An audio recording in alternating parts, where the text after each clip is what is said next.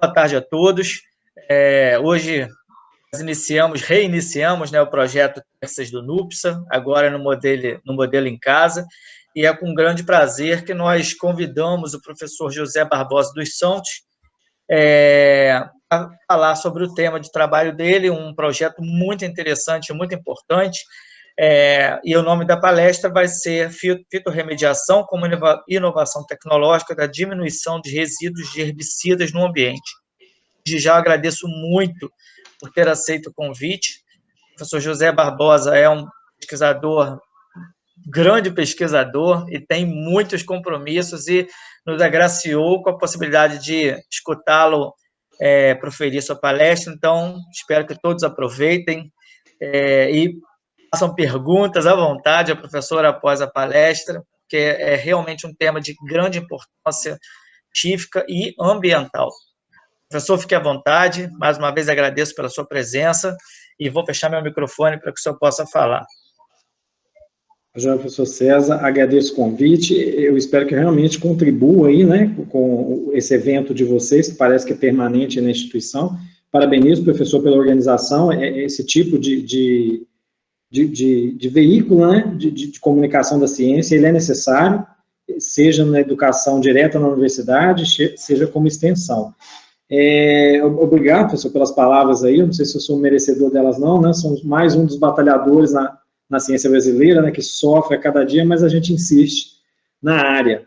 Esse tema, o professor já adiantou, ele foi um dos que o CNPq selecionou para colocar na matéria de página lá, e ele é um trabalho que não é de hoje, não é dos últimos 3 anos, ele é de pelo menos 12 anos aqui na instituição, desde quando eu entrei na UFVJM, Universidade Federal dos Vales de Jequitinhonha e Mucuri, como docente permanente, né, do curso de agronomia e de 2 programas de pós-graduação, um ciência florestal e um produção vegetal, todos os 2 dentro das ciências agrárias, todos os 2 oferecendo mestrado e doutorado em áreas, né, dos respectivos nomes, ciência florestal, produção vegetal, e essa linha que a gente tem dentro dos programas e dos cursos de graduação também que a gente oferece disciplina, ela é voltada para a questão de impacto ambiental de agrotóxicos, mais precisamente herbicidas. A palavra fitorremediação significa, né, diminuir problemas ou diminuir resíduos a partir de plantas, e nesse caso, apesar de já muito estudada para metal pesado, a inovação que o grupo da gente defende é a questão de herbicidas. Aí a gente vai tentar passar alguma coisa em relação a isso. Mas por que herbicidas, né? Por que essa ênfase, por que seria tão importante? Por que o CNPq julgou importante, né, o projeto? Bom, se a gente for pensar em agrotóxicos como um todo, existem algumas considerações que são polêmicas para a sociedade, muita pesquisa feita, que é a questão de resíduos em alimentos e problema de intoxicação a animais, né, entre animais mamíferos, entre mamíferos o próprio ser humano, né, e aí de quebra o risco disso para a saúde humana. Isso tem sido um dos principais pontos de pauta da polêmica de agrotóxicos no Brasil e no mundo. Mas eu afirmo para vocês que herbicidas não têm participação nessa polêmica. Eles fazem parte de uma categoria especial de agrotóxicos que, se a gente comparar quanto a resíduo em alimentos e intoxicação de maneira geral, existe, né, casos pontuais, mas de maneira geral a classe dos herbicidas ela é a menos impactante, do ponto de vista negativo, nesses 2 quesitos. Mas se nós pensarmos em impacto a organismos não alvo do tipo micro-organismos do solo, micro-organismos na água, incluindo aí a parte de leveduras, fitoplâncton, a gente vai ter um problema muito sério. Aí os herbicidas passam a ser problema, porque a maior quantidade de veneno comercializada no mundo, e no Brasil não é diferente, são de herbicidas. Então o impacto ambiental sobre os recursos naturais, principalmente água, é mais preocupante quando se fala em herbicidas. Por exemplo, a Anvisa, ela tem um programa de análise de resíduos de agrotóxicos em alimentos, que é federal, que é permanente, e divulga, né, o relatório das amostras feitas em alimentos a cada 2, 3 anos. O último relatório aí divulgado foi em 2019, relativo a 2017, 2018, e tem um ciclo agora para 2021, esse ano relativo a 2018, 2020. E o que eles fazem? Eles fazem um ranqueamento de um número muito grande de amostras pesquisadas, né, isso aqui é nas ceasas, nos locais de distribuição de alimentos, e às vezes até na propriedade, muitas vezes, e relatam quais são os pesticidas encontrados como resíduos nos alimentos em 3 categorias. Quando eu tenho produtos que não são autorizados para aquela cultura, por exemplo, aqui tem 49, não, o amarelo, 56 de propagito em determinada amostra. Nós temos acefatos, 314 amostras, né, que continham algum tipo de agrotóxicos que não é autorizado, para o qual o acefato não é autorizado. E por aí vai, né, onde tem um amarelo aqui. Na parte roseada, avermelhada, abaixo do limite, acima do limite máximo de resíduos. Quer dizer, aqui realmente são problemas maiores. O resíduo está acima daquele permitido pela Anvisa. E o que está regular, né, infelizmente, a gente ainda tem muito resíduo, mas está dentro daquela faixa regular. Por que eu estou colocando essa comparação aqui? Porque se eu buscar entre todos os principais, isso é histórico, a gente não encontra herbicidas aqui. Eu tenho uma molécula herbicida, que é o linuron. E o linuron, por que ele está aqui? Porque ele é muito usado em cebola, cenoura e alho, é um dos poucos herbicidas utilizados nessas culturas, e elas exigem, né, um controle de plantas daninhas até o final do ciclo, porque cebola e alho não fecham, né, o dossel não fecha a parte aérea, então a entrada de luz no sistema é muito grande, acaba que é um dos poucos herbicidas que se usa até o final do ciclo. Por isso que ainda tem algumas amostras, a maioria delas dentro do limite, né, abaixo do limite de máximo de resíduos, e é uma exceção. Então, quanto a resíduos em alimentos, não é problema. Mas vamos lá para o verdadeiro problema. Se a gente pegar o Agrofit, que é o Sistema Nacional Oficializado para Registro de Defensivos, de herbicidas, de fungicidas, de todas as classes de agrotóxicos no Brasil, é do Ministério da Agricultura. Se eu pegar lá em setembro de 2020, a gente tinha um total de 2.379 produtos registrados para comercialização no Brasil. Né? Eu tomei o cuidado de atualizar isso aqui hoje para a gente, tem 2.507, então aquela polêmica que está, inclusive, né, como vergonha internacional, que o Brasil, né, escancarou, liberou uma quantidade de agrotóxicos muito grande, de fato, tiveram números expressivos de agrotóxicos liberados. Então, só de setembro de 2020 para cá, né, nós temos outubro, novembro, dezembro, janeiro, são 4 meses, a gente tem um aumento de quase 200 produtos novos liberados no mercado. Há aquela defesa, né, de que os produtos são mais seguros e os produtos mais perigosos eles têm que deixar o mercado. Então, há essa defesa por parte das empresas e das pesquisas que defendem a liberação. Então, aqui eu não vou tomar partido não, mas de fato a gente tem muito produto no mercado. Chama atenção para o grupo dos herbicidas. Em número de produtos formulados, disponibilizados no mercado, eles assumem a maior participação se eu pegar uma única classe, seguida por inseticida, seguida por fungicida. Mas se a gente pegar a quantidade por hectare, né, isso aqui já é batido, todos os cursos de graduação que tem a parte de plantas daninhas mostram isso, a gente tem que a categoria dos herbicidas é a categoria que tem maior quantidade comercializada. Então, assim, disparadamente, essa tabela é de 2009 a 2014, mas não é mentira para uma série histórica, desde que começou a se medir. Os herbicidas apresentam a maior parcela dos agrotóxicos comercializados. E aí a gente tem uma quantidade muito grande jogada no campo. Qual que é o problema disso? Não é resíduo em alimentos, não é intoxicação ao ser humano. É contaminação ambiental. Se vocês procurarem na internet por contaminantes dos solos, lençol freático, nos Estados Unidos ou na Europa, vocês vão encontrar o atrazine como o maior vilão quando se fala em contaminação de águas. Esse mapa aqui dos Estados Unidos é de um maior trabalho feito, né, quanto à compilação de dados de resíduos, e a parte vermelha, que é a maior contaminação, são limites muito grandes de herbicidas da bacia do Mississippi, praticamente, né, quase todos os estados, metade dos Estados Unidos, pelo menos, tem algum nível de resíduo. E o atrazine é o campeão de resíduos. Se a gente vai para a Europa, isso aqui também é um grande trabalho feito lá com estações de tratamentos em vários países, e dentro das estações, o que tem abaixo do limite de quantificação, ou seja, aquilo que não é detectado no aparelhos, em amarelo o que está dentro do limite, né, e o que está limite padrão, e o que está em vermelho é o que está acima desse padrão. Então, tem alguns aqui que ultrapassam, e na hora que a gente vai buscar quem que é, ou é um derivado do atrazine, ou é o próprio atrazine aqui, né, mostrando que ele é um bom representante dos problemas que a gente tem com o herbicida. E se a gente voltar no tempo, desde 1986, né, eu peguei um dos trabalhos do problema do atrazine em água, por exemplo, nesse caso aqui, né, eu peguei aqui de uma revista mais bem conceituada, Environmental Pollution, a questão de concentração de atrazine diminuindo o oxigênio dissolvido na água.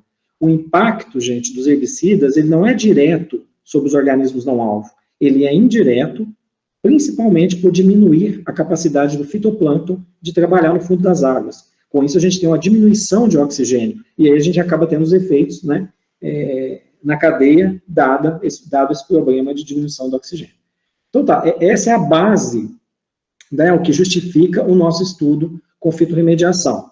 Só isso? Não. Eu abro um paralelo e falo da questão de adubação verde. Quando a gente fala de manejo e conservação dos solos, né, nos cursos das agrárias, agronomia, engenharia ambiental, ciências ambientais como um todo, a adubação verde é muito tratada. É o quê? São espécies vegetais de rápido crescimento, normalmente são leguminosas, ou não, pode ser outros grupos de plantas, outras famílias, e que tem a função de quê? De eu colocar, o agricultor adicionar matéria orgânica ao solo, ocupar o solo entre uma safra e outra para evitar a disseminação de plantas daninhas, para incorporar nitrogênio atmosférico, né, leguminosas em associação com bactérias, e no nosso caso, o Grupo Nova Herb, que a gente lidera, que é a pesquisa, ter o valor agregado de diminuir resíduos de herbicidas. Então, tem uma série de benefícios, a gente inclui aqui a questão da fitorremediação, levando os adubos verdes como um dos principais grupos que fazem isso, que tem isso como ferramenta, né, na agricultura, porque isso é uma linha de ação do nosso grupo de pesquisa. Bom, nós temos essa vantagem porque o Brasil está numa região tropical, né, do nosso planeta, isso é muito satisfatório, que a gente tem várias opções de adubos verdes o ano inteiro, além do controle de plantas daninhas que eles fazem, né, que a gente fala controle cultural, e a diversidade, as opções que a gente tem, existe um cenário pós-avanço de resistência ao glifosato. Eu não sei se o grupo que está me ouvindo tem essa familiaridade com o herbicida mais usado no mundo, é o glifosato. Ele não é problema quanto a resíduos para fitorremediação, né? Não tenho tempo de desdobrar essa ideia aqui, mas entendam que ele não é. Mas o problema número 1 do glifosato se chama resistência de plantas daninhas, em função da quantidade que os agricultores jogaram no campo, né, usaram. Aí nós temos vários casos de resistência, em não podendo mais usar o glifosato pela resistência, eles substituem por outros herbicidas. Esses outros herbicidas têm efeito residual. E aí entra o problema, né? Transformar esse problema do efeito residual em solução significa remediar.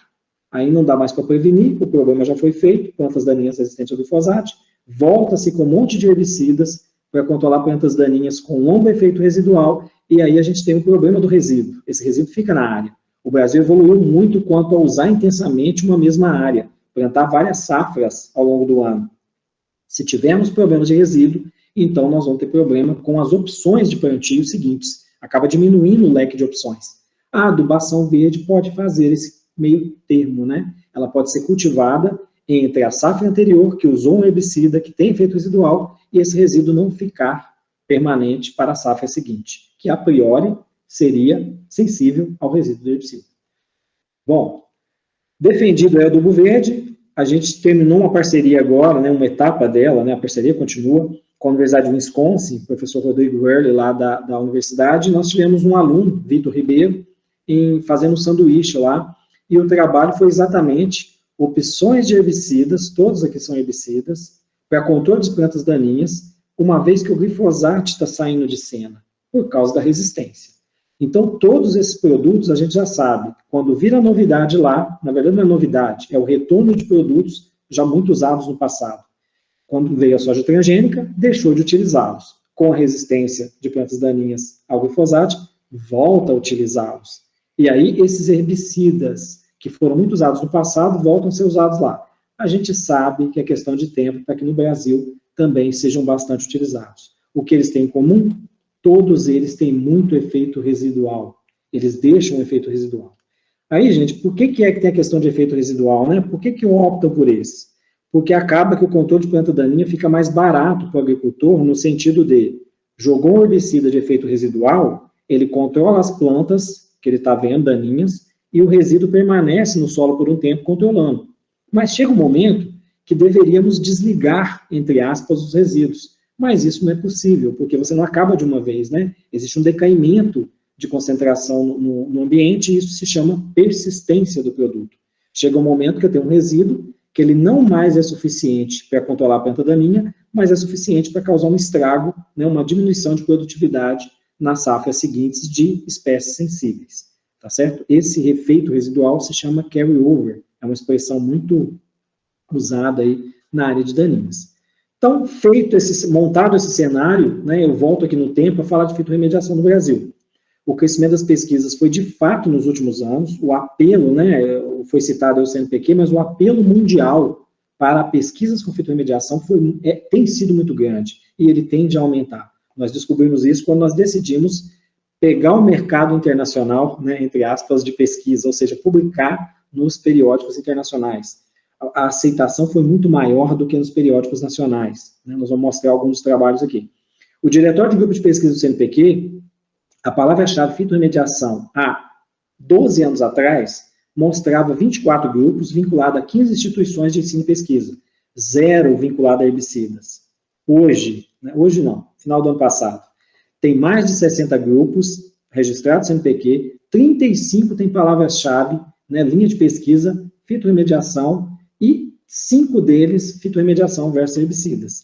E o nosso, com muita satisfação, né, modéstia à parte, é o que tem liderado realmente o Grupo InovaHerb com pesquisas específicas na área de fitorremediação para herbicidas.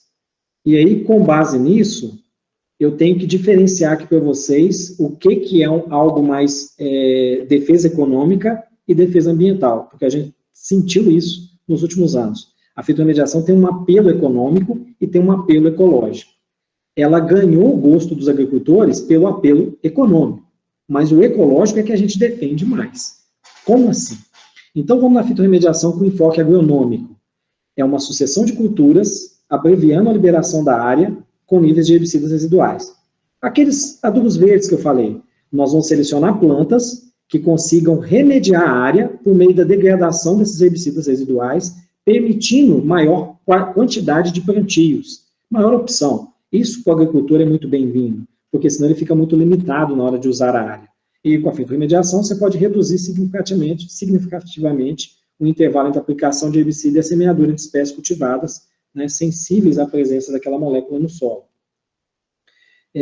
A gente tem uma proposta de etapas, né, quem buscar informações na literatura vai ver que os trabalhos que a gente tem publicado, tem um livro de plantas daninhas e alguns materiais disponíveis, eles vão tratar da mesma sequência. Caso queiramos iniciar um novo processo de fitorremediação, né, o problema é o herbicida tal. Qual o primeiro passo? Pré-seleção. Eu reúno o máximo de espécies que tolerem o produto. Depois eu vou para a etapa de seleção, refino essas espécies e tenho agora que medir a capacidade de descontaminação, porque ela pode tolerar, mas não remediar. Então, eu preciso provar que ela tolera e é capaz de degradar resíduo. Faço algumas determinações complementares e examinamos, né, isso aqui é para fins de ciência, de pesquisa, de desvendar os mecanismos de remediação que estão envolvidos, né, para a gente provar de fato o que está acontecendo. Então, como é que nós começamos isso? Eu volto lá em 2002, lá quando ainda estava saindo da iniciação científica, e o primeiro trabalho feito foram esses daqui, essas fotos que estão aqui. Então, essas fotos são nossas, de 2003, enquanto o José aqui era aluno de iniciação científica, e nós fomos resolver, né, eu fiz parte de um grupo, tive o privilégio de fazer parte de um grupo que começou isso na Universidade Federal de Viçosa, para um herbicida, em particular, usado na cana, e que o pessoal colhia a cana e queria plantar amendoim, feijão, e não podia, porque o produto deixava resíduo. E aí nós tivemos começamos um trabalho de selecionar um número muito grande de plantas, foram 80 espécies que a gente conseguiu reunir sementes, e aí eu tenho tratamentos com a planta, sem a planta, leguminosa, crucífera, gramíneas, né, opoáceas, e mais uma infinidade de plantas aqui, mentira, infinidade não, número limitado, 80. Vasos com herbicida, vasos com planta, com herbicida, sem herbicida, e um grande estudo no processo de pré-seleção. Dessas, algumas poucas, eu diria que não mais que meia dúzia, foram selecionadas, E dessa meia dúzia, a gente vem para uma etapa dita de seleção. Aí a gente aumenta as doses dos produtos, né, faz as mensurações mais específicas e depois mede-se, né, o que é que conseguiu desenvolver com doses muito grandes do mesmo herbicida. Para quê? Para saber até quanto de resíduo aquela espécie toleraria. Então, a partir disso, a gente tem algumas espécies e aí sim, a gente vai para uma etapa de ensaio biológico. O que é isso? É o famoso bioensaio, ou aquilo que, de uma maneira muito mais barata, a gente usa como alternativa aos métodos de cromatografia, que são métodos analíticos, custam mais caro, e que, na verdade, eu quero saber o seguinte: fitorremediou? Tirou o resíduo? Diminuiu, pelo menos? Então, são métodos simples. Ó. Aqui eu tenho 0, 7,5 e 15 gramas de trifloxofuron, que é um herbicida usado em doses muito baixas na cana-de-açúcar. Para vocês terem uma ideia, a dose recomendada naquela época, né, 2004, que nós publicamos o trabalho, é de 7,5 gramas, pessoal. Então, isso realmente é uma dose muito baixa por hectare, porque o produto é muito efetivo. E esses 7,5 gramas não permite plantar milho ou feijão 4 meses depois, 5 meses depois do plantio da cana, né, ou amendoim, o que eles quiserem rotacionar com a cana. Então, o que nós fizemos? Está aqui A e B, isso aqui é um exemplo, né, de solo não cultivado, anteriormente, e solo cultivado com mucuna preta, Stylozoba terrimo, mucuna terrimo, né, é uma leguminosa, e ela foi espetacular para remediar resíduos do trifloxofuron. Onde eu plantei a mucuna preta antes, o milho e o feijão ficam com esse aspecto. Onde a gente não cultivou, há uma queda muito grande de testemunha zero do produto, para onde tinha resíduos de 7,5 ou 15 gramas por hectare. Então, as plantas não desenvolvem bem, ao passo que aquelas desenvolvem muito bem, provando que, né, a diminuição do produto foi feita por uma planta, e a gente chama isso de mecanismo de fitorremediação. Mais tarde, a gente estudou, né, os processos, como que se é fitodegradação, se é fitoacumulação, porque o produto não pode simplesmente acumular na planta, tem que realmente ser degradado. E em outros casos, né, esse trabalho eu já não participei, é coordenado pelo professor Fábio Pires, da UFES, permanência na área ou não, quer dizer, quando foram estudar o picloram, que na minha opinião é um dos herbicidas mais difíceis para remediar, porque ele fica por 3 anos no ambiente, ele é usado em pastagem e é usado em pequenas doses para controlar a planta daninha, aplicado uma vez por ano, não mais do que isso. Como é pastagem, a pastagem fica numa boa lá, ninguém mexe com ela, a chance desse produto, o resíduo, deslocar no ambiente é muito pequena. Mas a partir do momento que o Brasil avança em recuperação de área degradada, com rotação de culturas, integração lavoura, pecuária, floresta, a gente tem a diminuição de pastagem, pastagem extensiva daquelas, né, tradicionais, para o sistema de integração lavoura, pecuária. O que ele tem de diferente? Ele rotaciona a pastagem com cultivo de grãos ou de outras, né, espécies de ciclo rápido. Nessa situação, a transição da pastagem convencional para o sistema de integração lavoura-pecuária expõe as áreas que têm resíduo de picloram. Aí, na hora que o sujeito vai tentar, o agricultor vai tentar plantar, ele tem problemas. Aí nós tentamos, né, nós não, os professores na época tentaram colocar capim tanzânia ou pé de galinha gigante, que é Eleusine poracana, como fitorremediadora, isso é uma gramínea, e não deu certo, porque na hora que retira a palhada da área, o resíduo vai embora, mas se deixar a palhada na área da gramínea, a decomposição faz devolver os resíduos. Ou seja, não há fitodegradação, há fitoacumulação. Então, isso é uma das coisas que a gente tem que se preocupar no processo de fitorremediação. E daí a gente vai para o campo, né, que é a última etapa, e comprova a fitorremediação. Está aqui um exemplo da época, isso é publicado, eu, o professor Sérgio Procópio, naquela ocasião, hoje ele é chefe da Embrapa Meio Ambiente. Nós visualizamos que onde tinha mucuna preta ou feijão de porco, são duas espécies que se deram bem, plantava feijão na sequência, ele ficava bonito, não plantava a mucuna antes, com a mesma área, com o mesmo resíduo, o feijão não desenvolvia. Então, provando por A mais B que a fitorremediação funcionou muito bem no caso do primeiro herbicida e do picloram não. E aí vários trabalhos, gente, né, foram feitos Brasil afora, isso aqui o pessoal da FESURV, ou acho que hoje ela tem um outro nome, Rio Verde, né, onde vai acontecer o próximo Congresso de Plantas Daninhas agora em agosto. Então, são várias áreas com vários experimentos para divulgar isso Brasil afora, mas naquele momento ficou só na pesquisa. Está aqui na UFES, né, São Mateus, professor liderados experimentos liderados pelo professor Fábio Pires. E aí, o que a gente tem já publicado, né? Por exemplo, sulfentrazone, que é um herbicida muito usado para agricultura e silvicultura, né? Tem produtos lá registrados para eucalipto e registrados para muitas culturas. Se eu tiver problema com resíduo, eu coloco feijão de porco ou crotalária, tempo 75 dias, densidade de plantio do feijão de porco 20 plantas metro quadrado, crotalária 120 plantas metro quadrado, permanência dos resíduos muito pequena, mas fica. A influência da matéria orgânica parece que não. A influência do tipo de argila, né, textura do solo, sim. Os solos mais argilosos, eles são mais difíceis de remediar, porque o herbicida está mais absorvido. Então, existem todas essas variáveis que podem trazer, né, os agravantes na pesquisa, mas é o que dá mais satisfação na hora de pesquisar. Então, vamos lá. Mais recentemente, agora já 2016, 2017, nós iniciamos um novo trabalho aqui na UFVJM em parceria com várias instituições, né, o Instituto Federal de São João Evangelista, a Universidade Federal da Fronteira Sul, lá no Rio Grande do Sul, coordenado pelo professor Leandro Galon, a UFERSA, Rural do Semiárido, de Mossoró, coordenado pelo professor Daniel Valadão. O que nós fizemos? Montamos unidades em todas essas áreas para tentar resolver o problema do dicrosulan. Dicrosulan, gente, é um herbicida muito usado em soja, né? Quando não se pode usar glifosato, se usa ele, é o famoso spider lá da soja.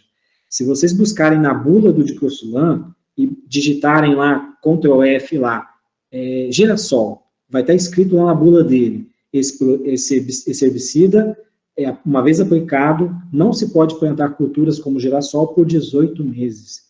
Pessoal, se aplicar esse herbicida numa dose de 30 gramas por hectare para controlar a planta daninha em soja, significa 18 meses sem poder cultivar algumas espécies, por exemplo, girassol. Então, esse foi a base do nosso problema e que nós fizemos, né, várias condições edafoclimáticas e conseguimos colocar, pelo menos, no periódico internacional mais voltado à área de fitorremediação, o International Journal of Phytoremediation, que tem aceitado, assim, né, eles tinham uma carência desse tipo de trabalho, fitorremediação para a área de herbicidas. Então, nós fomos pioneiros em colocar esse tipo de trabalho lá dentro. E assim, nós fizemos para um herbicida, gente. Tem uma quantidade grande de herbicidas no Brasil, uma quantidade grande de problema. No nosso caso, nós conseguimos recomendar soluções, ó. Em Couto de Magalhães, que foi uma das unidades, o feijão de porco foi o melhor. Em São João Evangelista, que é onde está o Instituto Federal, foi o Cajam dos Cajam. Em Diamantina, né, aqui, foi a Canavalha e o Cajam, né, o feijão de porco, e o Guandu, não, acho que o Labilab, esqueci o nome comum aqui do Cajam. E em Erechim, lá em Rio Grande do Sul, foi uma crucífera, né, o Rafa nos sativos, ou o nabo forrageiro. Então, a espécie remediadora, olha que legal, ela varia a sua competência, a capacidade de remediar, a depender do local do Brasil, porque tem influência de condições edafoclimáticas, ou seja, respectivamente, do solo e do clima. Tá? E aí, gente, como eu falei que ia dividir para vocês o apelo econômico e o apelo ecológico.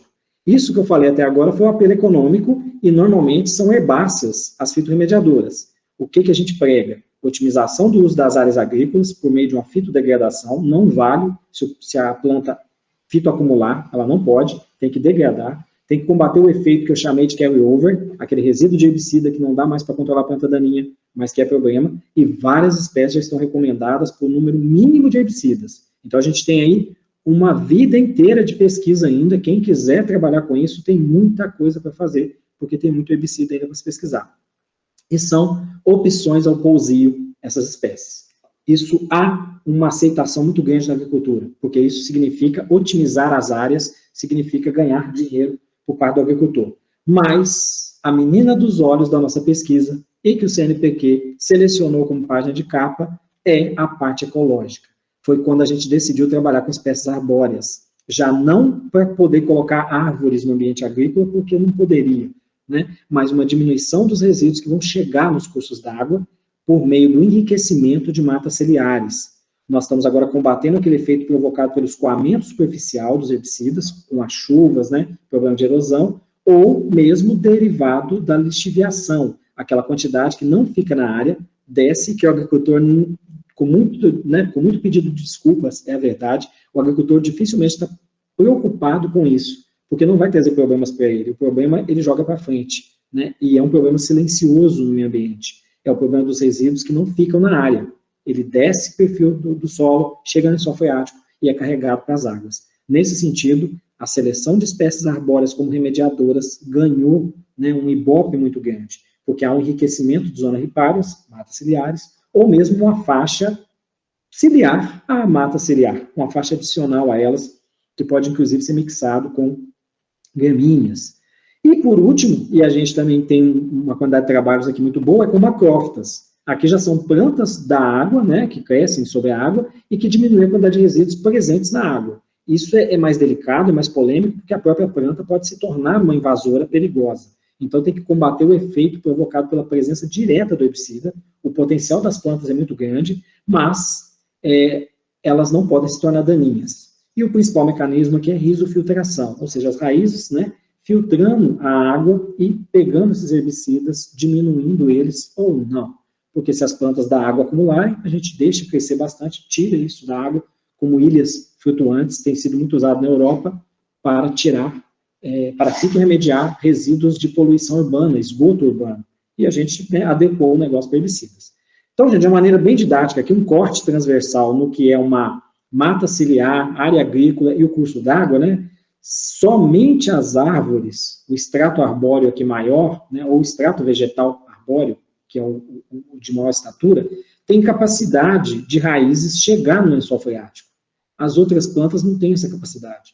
Então, quem melhor consegue segurar, pelo menos em parte, os resíduos de herbicida que sairiam daqui, da área agrícola, para a água, são as espécies arbóreas. E aí essa foi a menina dos olhos da nossa pesquisa. Só que a pré-seleção não é tão fácil como era lá para as herbáceas, porque as arbóreas desenvolvem mais lentamente. Então, o que a gente percebeu? Cada etapa que a gente vencia, a gente divulgava cientificamente e achava o apelo, achava, né, o caminho para a divulgação. Então, na etapa de pré-seleção, efeitos sobre germinação e emergência das espécies arbóreas. São trabalhos muito demorados, muito grandes, né, que requerem um cuidado muito grande. E aí a gente tem avaliação de efeitos nas folhas, né, aqui é a seleção, até por cultura de tecidos, para andar mais rápido, né, com a pesquisa. Então, eu tenho propagação em cultura de tecido, e avaliando o efeito dos herbicidas, se a planta tolera ou não. Então, essa etapa de pré-seleção é um trabalho grande e que eu tenho que selecionar quais espécies arbóreas são mais aptas, toleram o produto. Aí eu refino e vou para a etapa de seleção. Essa etapa de pré-seleção cabe publicação muito boa, efeitos sobre germinação e emergência de plântulas. Aqui de espécies nativas florestais, desenvolvimento delas, da Mata Atlântica, né, em solo contaminado com herbicidas hormonais, né, polêmica, por exemplo, do 2,4-D aí, os problemas lá na videira, no sul do país. Então, 2,4-D é um produto passível de deslocamento no ambiente. Aí essas tabelas aqui, para vocês terem uma ideia da quantidade de coisas que a gente mede, né, da porcentagem de controle, mata seca, uma série de coisas. E, às vezes, uma espécie que tem uma resposta melhor, isso aqui é o pau-jacaré, Pipetadenia gonoacanda, o estudo de um herbicida sobre ela foi suficiente para uma publicação. Então, gente, está vendo? Assim, o apelo científico é muito grande para esse tipo de pesquisa, né? E aqui numa revista diferente, mas também de um impacto muito bom, seleção de espécies arbóreas para compor e remediar zonas ripárias, né, próximas de áreas agrícolas. Então, à medida que a gente vai soltando pesquisa, vai colocando isso no meio científico, vai sendo pesquisado, vai sendo publicado, sendo aceito pelos pares. A gente teve uma sacada aqui que era o seguinte: para a espécie arbórea, a gente não coloca a irrigação aqui em cima, a gente faz irrigação simulando um lençol freático. Então, os nossos recipientes para cultivo das espécies arbóreas, eles recebem sempre a água de irrigação e os herbicidas por aqui. Para quê? Para simular um lençol freático contaminado. E aí a planta absorve isso pelas raízes e ela consegue, porque ela tem um tecido mais lignificado, ter uma capacidade maior de degradação dos herbicidas, até porque muitos deles não foram feitos para matar árvores. Então, elas são mais tolerantes. Em algumas situações, atrazine para IP, não, queima bastante. Existe o desenvolvimento certo, muito nova não vai dar certo. 2,4-D para IP, corta algumas folhas, né, algumas sofrem o efeito, mas ele acaba recuperando bem. Então, tem uma série de resultados, que eu não vou ficar nem detalhando aqui, senão a gente gasta muito tempo, mas a gente mede todos os efeitos em plantas, tudo que acontece, se elas toleram ou não, e depois ainda mede resíduo nas plantas. A parte de anatomia, gente, é muito legal, porque à medida que você faz o corte, a gente consegue ver efeitos na anatomia que não foram possíveis a olho desarmado, né, no sentido macro da coisa. Então, a parte de anatomia por si já é um resultado interessantíssimo. além, é claro, da gente ter detalhada a anatomia de várias espécies que até então nunca foram divulgados. Então, a gente sempre ganha com esse tipo de pesquisa. E envolve, né, alunos de tudo que é a área, desde ciências biológicas até ciência e tecnologia, ciências ambientais, as agrárias como um todo. E olha que legal, algumas situações, ó, hexazinone. Pessoal, hexazinone é um herbicida muito usado em cana-de-açúcar. Aí vocês vão achar muita pesquisa falando cadê as matas ciliares dos plantios de cana-de-açúcar em São Paulo. Quase não tem. Por quê? Por vários motivos. Entre eles, resíduos, né, acumulados de vários herbicidas. E olha só, tem espécie que não cresce nada. Ela morre totalmente com a menor quantidade de hexazinone. Então, ele também é um problema para algumas espécies arbóreas, né? E aí, olha que legal esse trabalho aqui da Environmental Science, que a gente colocou. Quando eu pego determinadas árvores, né, fitorremediação por espécies de árvores brasileiras nos solos contaminados com herbicida. Se eu pegar uma ametrina e a hexazinona, 2 herbicidas, e pegar aqui solo sem planta, uma quantidade pequena de resíduo, e o solo com a Hymenea cubaria, o jatobá.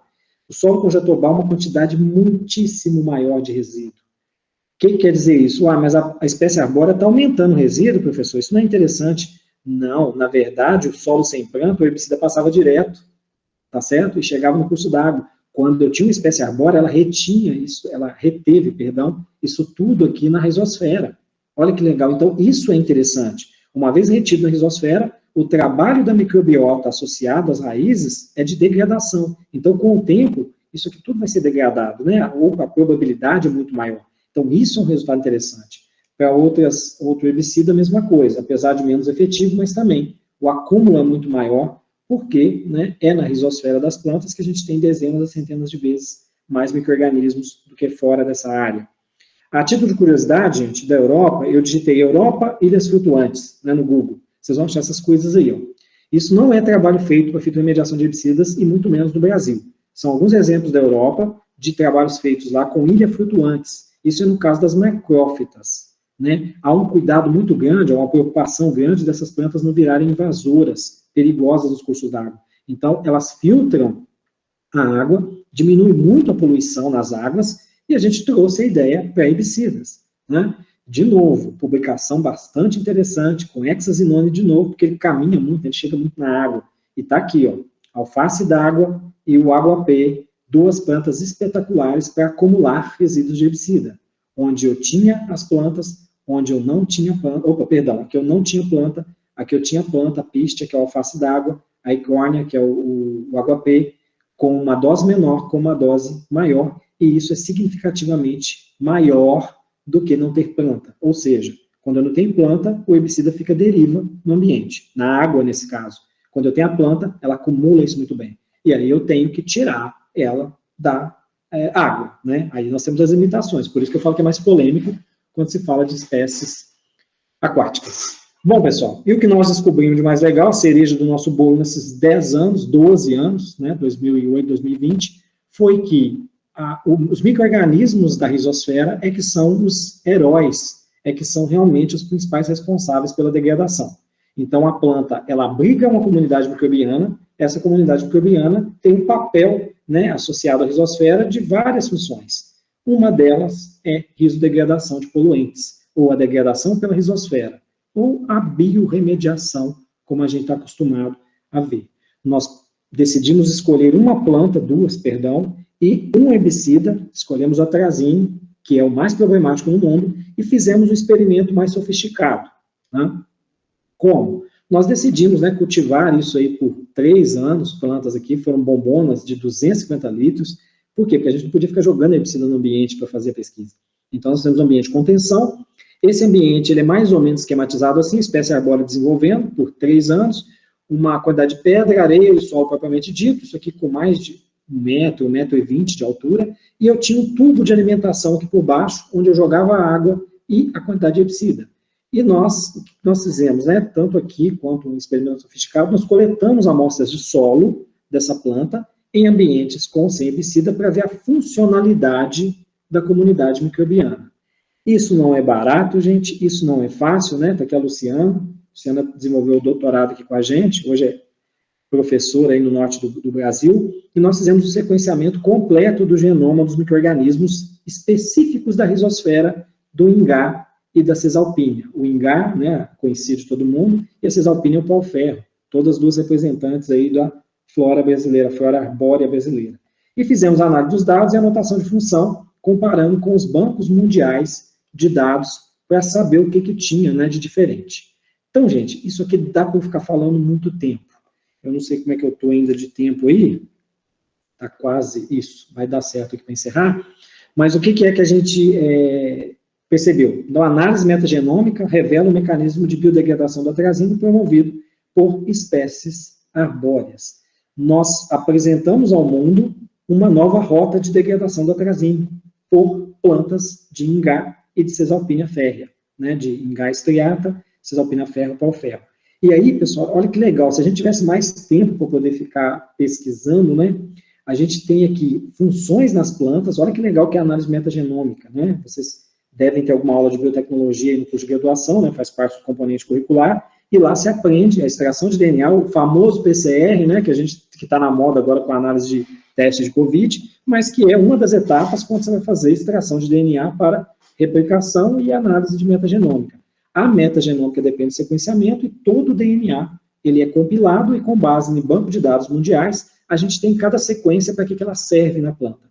E quando é uma novidade, a gente consegue uma publicação muito boa. Então está aqui cada distância que significa, né, uma abundância relativa no DNA, e cada componente aqui relacionado ao metabolismo, genética de informações, processamento, informações ambientais, processos celulares, até doenças em humanos, tem segmentos de DNA dentro da planta, que nós descobrimos que está lá, e por isso que ela tem as propriedades medicinais, né, o ingá e a cesalpínia, não é a minha área, né, a parte de medicinal, sistemas de organismo, e por aí vai, tanto aqui a parte funcional, como que tinha, né, glicosídeos, transferases, carboidrato, módulos de carboidrato, esterases, e por aí vai.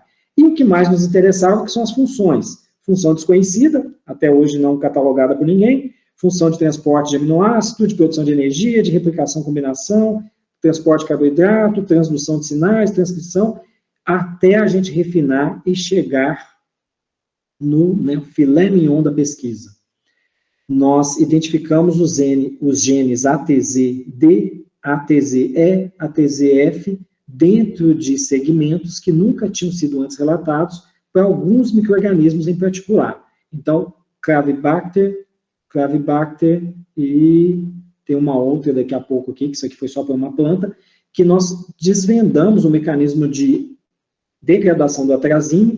Então, aqui está a molécula de atrazina, ele vai sendo degradado pela planta, e chega o momento que ele chega na rizosfera, ele é degradado completamente, biureto, e do biureto, amônio e CO2. Amônio e CO2 já é liberado no ambiente sem problema nenhum pela quantidade de herbicidas, ou seja, uma vez que a planta está associada a essa comunidade microbiana, ela é capaz de degradar completamente a molécula de atrazina.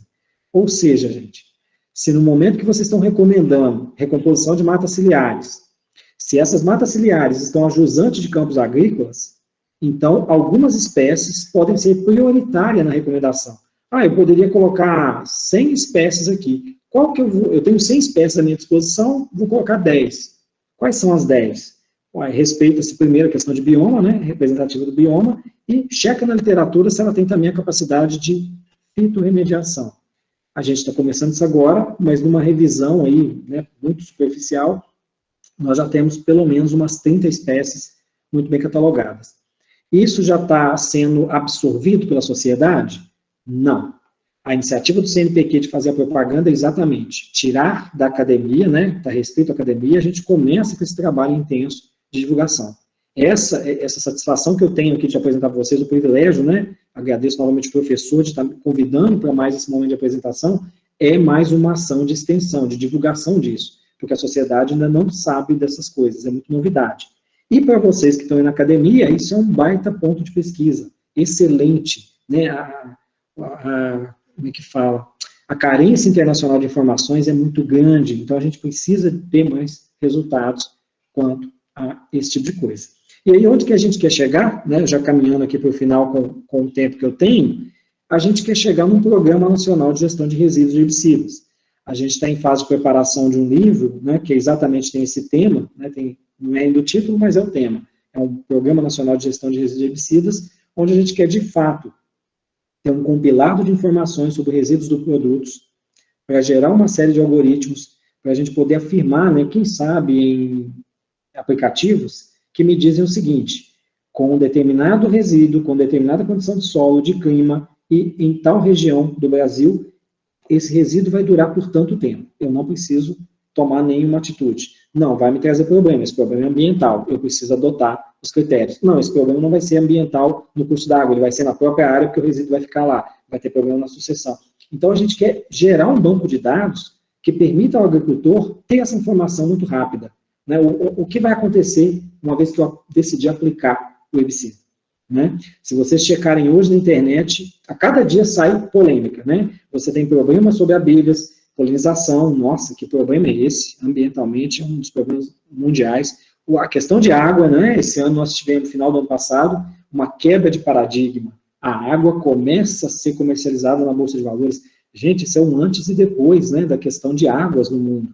Então agora a gente tem cada vez mais o foco sobre proteção de águas, proteção de recursos hídricos. A gente quer, junto a isso, ter um programa de sucessão de cultivos, quais as plantas eu posso colocar depois de quais, né? Programa de remediação de áreas, prevenção, contenção de resíduos e herbicidas, buffer strips, que é uma terminologia do inglês que significa uma zona tampão, uma faixa tampão. Isso existe muito nos Estados Unidos. Se vocês digitarem esse termo, vocês vão ver áreas, né, muito bem tratadas contra manejo de conservação, tendo gramíneas circundando a área agrícola. Essas gramíneas têm a função de segurar resíduos defensivos, né, agrotóxicos, pesticidas, entre eles de herbicidas, para evitar que isso chegue no curso d'água. Então, essas buffer strips fazem parte desse programa de resíduos. E a legislação, a gente quer realmente, assim, atualizar o que existe e tentar forçar a barra, no bom sentido, para que novos projetos, né, sejam apresentados de legislação de uso de herbicidas para diminuir o problema, né, o risco, e aumentar ou melhorar a rastreabilidade disso. E aí, de quebra, treinamento, conscientização é o que a gente espera da sociedade. Pessoal, tem muito mais coisa para falar, e eu peço desculpas se eu não me fiz entender, mas assim, né, com o tempo que a gente tinha é esse, eu estou disponível para as perguntas, eu não sei responder todas as perguntas, com certeza, né, o grupo nosso aqui é grande, a gente tem essa parceria Brasil afora, e eu estou disponível, se quiserem entrar em contato, né, mesmo que não dê tempo agora, eu continuo à disposição, e agradeço mais uma vez ao professor César pelo contato inicial, né, e essa oportunidade de a gente poder apresentar um pouco do que a gente faz para vocês. Certo? Certo. Eu agradeço, professor, pela palestra, foi excelente, muito esclarecedora.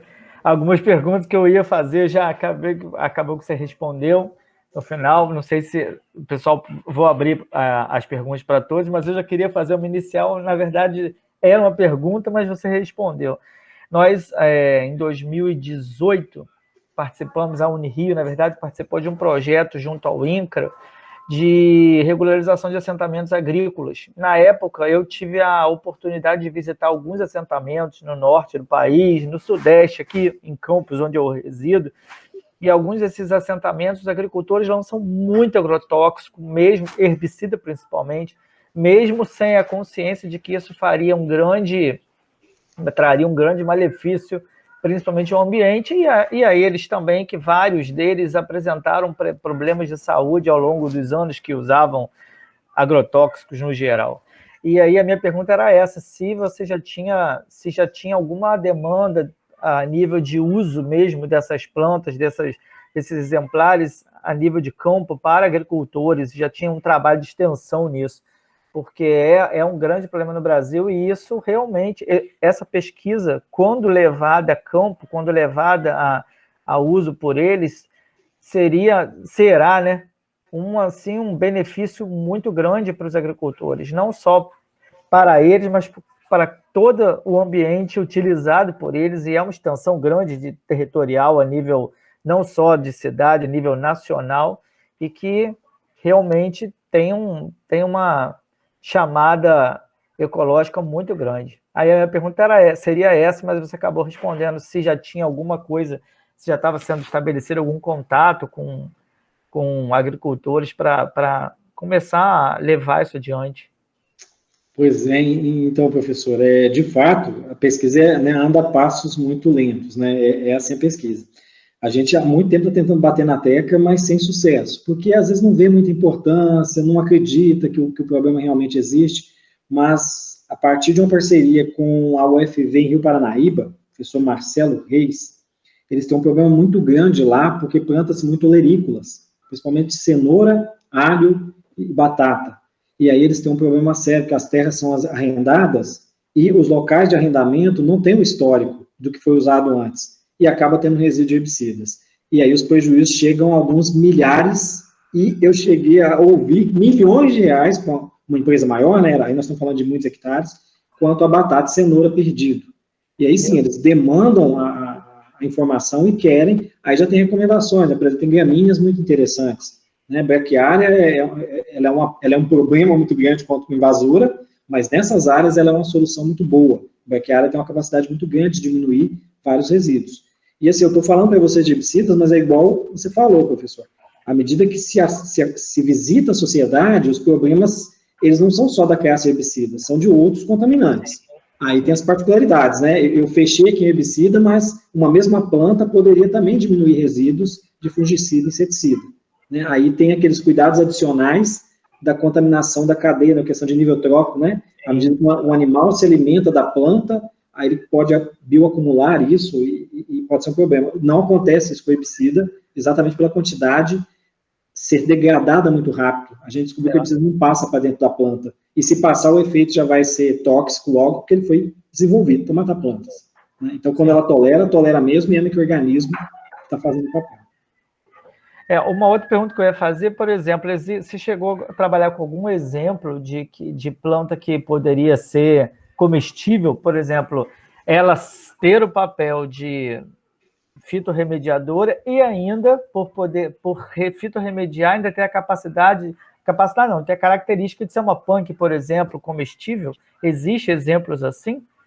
Ou não seria aconselhável utilizar essas plantas como alimentação, mesmo sabendo que elas potencialmente são fitorremediadoras, ou seja, eliminariam, degradariam os componentes? Não, professor, não tem, é só assim, porque a gente não deu tempo ainda de focar isso. Poderia perfeitamente. Por que eu defendo que poderia? Porque se nós estamos tentar, nossa preocupação é tirar resíduo, esse resíduo é uma quantidade muito menor comparado ao inicial, o que foi aplicado inicialmente. E o que foi aplicado inicialmente é os comestíveis, é tudo que está aí na alimentação. Então, assim, o herbicida ele tem essa vantagem de ele não dura dentro da planta. É diferente de um inseticida, de um fungicida que é persistente, né? Inclusive, os maiores problemas que a gente tem quanto à persistência, DDT, Paration, são produtos realmente muito persistentes. Entre os herbicidas, se a gente começar a estratificar, eu tenho uma ou outra molécula que, de fato, fica muito tempo. Eu falei do picloram. O picloram dentro da planta, realmente. O picloram é que tem um problema sério. Por exemplo, vamos trazer esterco de uma área que tinha um semi-confinamento. O gado ficava um pouco na pastagem, depois ficava confinado e depositou esterco, fezes ali, né? Essas fezes viraram esterco, vão comercializar esse esterco olerícola. Então, o pouco de picloram que estava dentro dos tecidos da forrageira, que o gado se alimentou, vai passar pelo rumen, né? Nós estamos falando de 2 rúmens, 2 estômagos, entre aspas, né? Lá dos ruminantes, não vai ser suficiente para quebrar a molécula, vai sair nas fezes, vão ter o processo de esterco, né, transformação disso, via microbiológica, não é suficiente, e você joga isso no olerícola, vai ter problema de intoxicação, porque ele é persistente. Então, assim, se fossem alimentos, a gente teria um problema. Né? Inclusive, a parte de gado leiteiro, se faz muito essa recomendação, você tem um limite que pode ser aplicado considerando resíduo em leite. Então, não chega, né? Porque se chegasse, o pessoal já teria dado grito há muito tempo.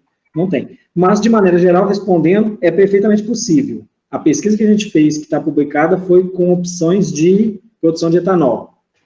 Então, algumas forrageiras, né, na transição da cana, a proposta era, né, uma proposta, está lá, né, se vão usar, não sei, mas a planta para a produção de bioetanol da cana poderia ser a mesma planta de outras gramíneas fitorremediadoras. Joguei herbicida na cana, coloco essas gramíneas na sequência, colhe tudo do mesmo jeito, mas eu diminuo o herbicida na área.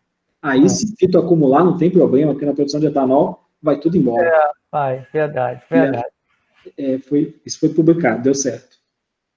Parabéns. É uma pesquisa, sim, exemplar. Estou assim, estupefato de escutar. Pessoal, alguma pergunta? Está aberto para vocês, fiquem à vontade.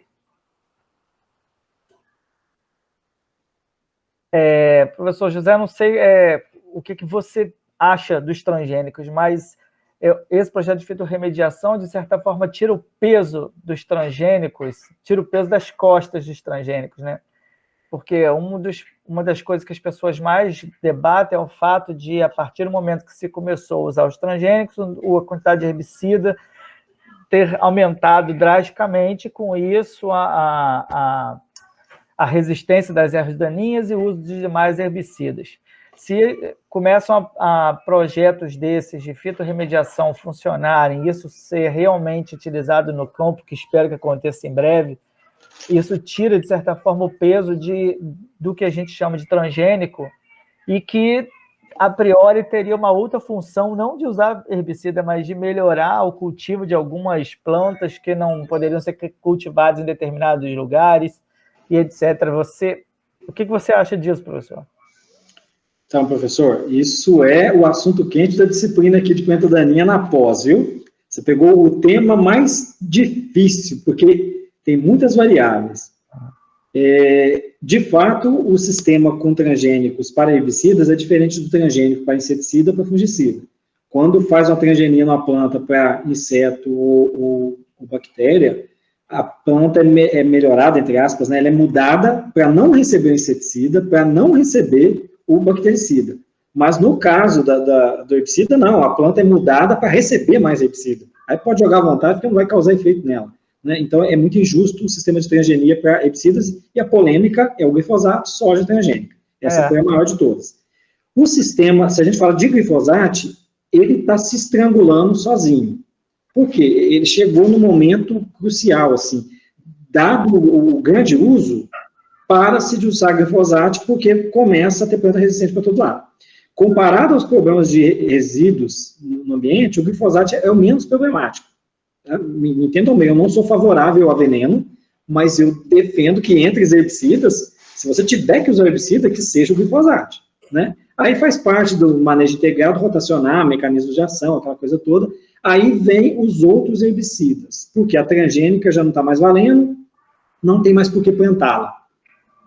Mais ou menos. A empresa contorna isso, colocando mais um gene, piramidação de genes, e agora ela vai ser resistente a mais um herbicida. Quando tiver planta daninha resistente ao glifosato, eu coloco a soja, que é o milho que é resistente ao glifosato de amônio, que é um outro herbicida. Né? Agora, quando tiver planta daninha resistente ao glifosato, eu posso aplicar o glifosato de amônio, porque o milho é resistente aos dois. E aí, daí a pouco, a gente tem o quê? Planta daninha resistente aos dois herbicidas. E isso vai virando um efeito que chega um momento que não dá. Eu espero que tenhamos chegado nesse momento, porque já tem planta nos Estados Unidos com piramidação de 5 genes, ou seja, confere resistência a 5 herbicidas diferentes. Isso é uma loucura, professor, porque se amanhã escapar uma planta resistente, não tem mais herbicida que controle ela corre a ser monodominante e inviabilizar a agricultura mesmo, né? Pelo menos quanto à soja, quanto ao milho. Então, de certa forma, a transgenia dá uma freada, né? Se a gente admitir que chega um momento que tem que parar, dá uma freada. E aí volta aquela convencional, a planta convencional, mas que exige os herbicidas de efeito residual. E aí a fitorremediação auxilia.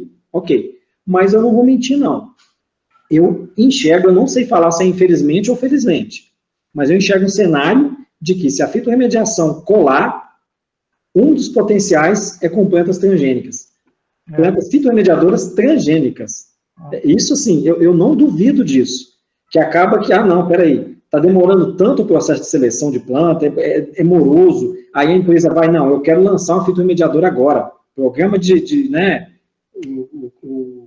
tanto a edição de genes, né, transgenia, ou da auto-edição de genes, que está muito na moda agora, e eu tenho uma planta rapidamente produzida transgênica. E isso é um receio que eu tenho, viu? É um receio. A expressão da cascata de que metaboliza o agrotóxico, que metaboliza o herbicida. A pergunta foi exatamente por isso, porque eu vejo as pessoas são muito contrárias ao transgênico exatamente pelo fato do exemplo, glifosato, soja, que foi o que detonou a ideia de transgenia, sendo que existem os outros transgênicos que, como você falou, não teriam esse efeito. Seria exatamente o contrário, para não usar o pesticida, não usar o agrotóxico.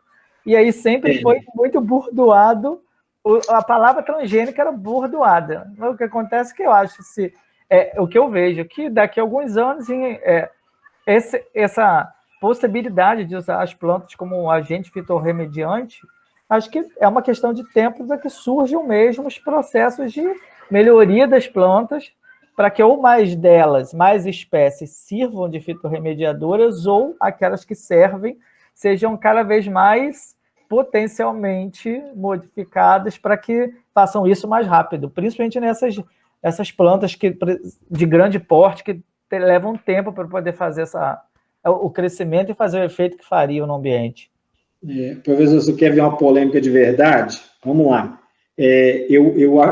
Poderia ser um absurdo alguns semestres atrás, quando eu toquei nesse assunto a primeira vez. Hoje eu já não acho, e daqui a pouco eu acredito que vão começar a veicular essas coisas, não por iniciativa minha, nem incentivo, mas que é natural. Transgenia associada ao orgânico. Então, o que é um orgânico do futuro? O orgânico transgênico. Uma planta melhorada, para não precisar realmente de nenhum defensivo, né, agrotóxico, pesticida, e que ela tolere, por transgenia, ou autoedição de genes, né, as pragas, as principais doenças. Isso parece um absurdo, mas... não diga amanhã que não foi avisado que não era possível isso. É verdade. Mesmo porque o que acontece é que os organismos vão acabar sendo confundidos, o orgânico com o transgênico, que não usa nada, que cresce naturalmente em qualquer lugar. Entendeu? Não, e até para baratear a questão de orgânicos, né? O orgânico ele é bacana, muito bom, mas é um mercado que não dá para todo mundo acessar. Né? Vem a transgenia e resolve o problema. Vamos colocar um orgânico num preço melhor aí. Ai. Tomara que não, né? A gente tenha outros... É verdade, outros tenhamos alternativas. Professor, muito obrigado mais uma vez pela palestra, foi excelente.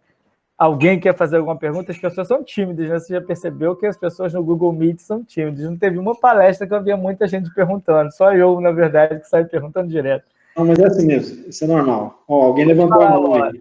Ela mandou uma pergunta aqui. Boa tarde, gostaria de saber quais os impactos desses produtos nos peixes. É a pergunta que a Aurora tinha postado.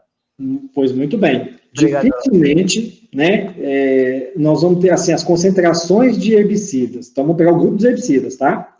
A concentração de herbicida, no geral, para matar peixe, ela está, assim, muitíssimo acima daquela aplicada em campo. Então esqueça de maneira geral. Não tem esse perigo. Tem uma exceção, e que, assim, dá uma aula só para falar desse herbicida, que é o paraquat. Né? Se vocês digitarem aí no Google aí, paraquat polêmica, vai ver que o paraquat teve um prazo de 2017 para ser retirado do mercado, 3 anos, era agora 2020, acabou vigorando mais um ano. Né? Mas 2021 diz que ele não passa, ele vai sair do mercado. O que é o paraquat? Ele é um herbicida que mata desde uma planta pequena, uma planta média, grande, né, dependendo da dose que você joga, e ele mata desde bactéria a elefante. Essa é a verdade. O paraquat mata mesmo. O efeito dele é cadeia transportadora de elétrons. Qualquer organismo que tenha cadeia transportadora de elétrons vai sofrer efeito. Então, no ser humano, o herbicida é capaz de matar, numa dose muito pequena, se chama paraquat. E aí, para peixes, né, lógico, se paraquat chega na água, chega nos peixes, acabou, pouca coisa mata. Só que o paraquat ele é usado em situações muito particulares. E eu, às vezes, faço uma analogia muito grosseira, tá? Por favor, não repliquem isso. Mas uma analogia didática muito grosseira é que paraquat e álcool é mais ou menos a mesma coisa. Com álcool você faz um estrago muito grande, você bota fogo. Mas você sabe usá-lo de forma medicinal, né, ou não, outras propriedades do álcool, e ele funciona muito bem. O paraquat é isso na agricultura. Existe o uso certo para ele. Não se mete a besta em fazer coisas diferentes, não, que vai dar problema. Então, na água é muito difícil chegar paraquat, mas se chegar, existem centenas de trabalhos publicados com efeito tóxico do paraquat a algum organismo. Então, de maneira geral, Aurora, não, você não vai ver efeito de herbicida matando peixe. Mas o que acontece e que o pessoal das empresas vai jurar que não acontece? Tem um efeito silencioso, a longo prazo, de espécies de peixe sendo diminuídas, né, nos rios em função da diminuição de oxigênio. As várias causas de diminuição de oxigênio na água incluem herbicidas. E aí a gente tem uma defesa muito grande de que a participação de resíduos de herbicidas nesse processo é muito grande.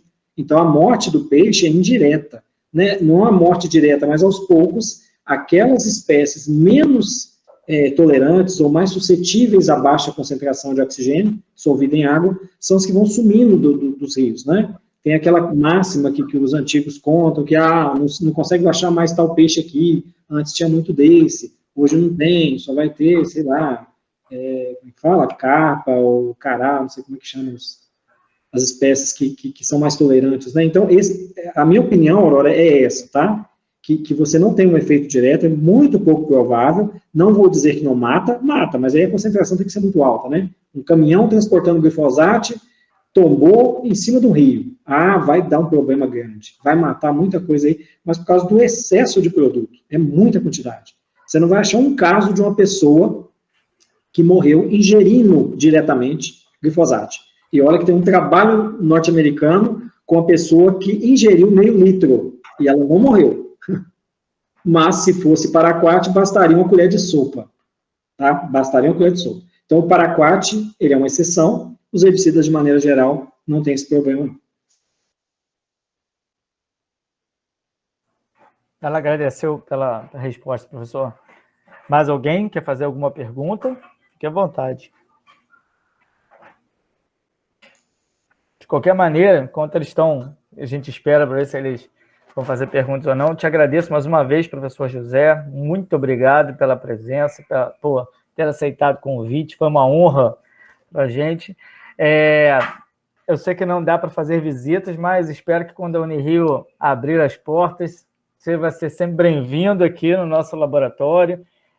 Você deve ter visto no grupo, como você falou, a gente mantém um laboratório de bioquímica de plantas e bioquímica de proteínas vegetais. A ideia é exatamente essa, buscar proteínas e compostos secundários que tenham função antifúngica e de alguma maneira possam ser usados no combate ao uso desses agrotóxicos, principalmente no caso os fungicidas, cada vez mais tentando comer, mas prejudicando ao ambiente e a nós mesmos, porque daqui a pouco não teremos mais como plantar.